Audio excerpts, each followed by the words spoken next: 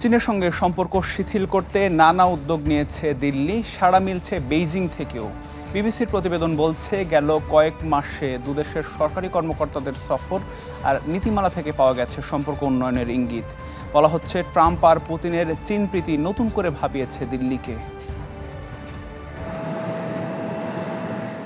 অমীমাংসিত সীমান্ত, বাণিজ্য যুদ্ধ সহ নানা ইস্যুতে দা কুমড়া সম্পর্ক চীন ভারতের। তবে সম্প্রতি সম্পর্ক উন্নয়নে মনোযোগী দুপক্ষই। গেল মাসে ভারতীয় শীর্ষ কর্মকর্তাদের চীন সফর থেকেও পাওয়া গেছে সে ইঙ্গিত। জুনে দিল্লির জাতীয় নিরাপত্তা উপদেষ্টা অজিত ডোভাল এবং প্রতিরক্ষামন্ত্রী রাজনাথ সিং সাংহাই কোঅপারেশন অর্গানাইজেশনের বৈঠকে অংশ নেয়, যা 5 বছরের মধ্যে চীনে কোনো ভারতীয় শীর্ষ কর্মকর্তার প্রথম সফর।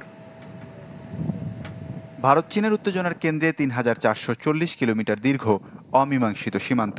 তবে গেল বছর লাদাখের প্রধান বিরোধপূর্ণ এলাকাগুলো নিয়ে চুক্তিতে পৌঁছায় দিল্লি বেইজিং।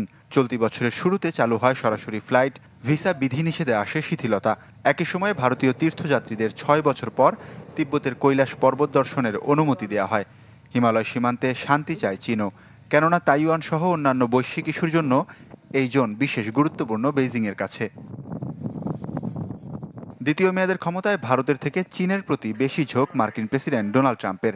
যুক্তরাষ্ট্রের কাছ থেকে আশানুরূপ শক্ত সমর্থন না পাওয়ায় বিব্রত দিল্লি। এছাড়াও ভারত পাকিস্তান সংঘাতের পর পাকিস্তানের সেনাপ্রধান আসিম মনিরকে হোয়াইট হাউসে দুপুরের খাবারের আমন্ত্রণ জানান ট্রাম্প, যা হতাশ করেছে ভারতকে। রাশিয়ার চীন ঘেঁষা নীতিও চিন্তায় ফেলেছে ভারতকে।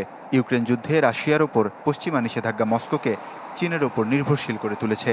রাশিয়ার এই অবস্থান চীনের সঙ্গে সম্ভাব্য সংঘর্ষে ভারতের জন্য নতুন অস্বস্তির কারণ। ওয়ালিউল্লাহ ফারুক, চ্যানেল 24।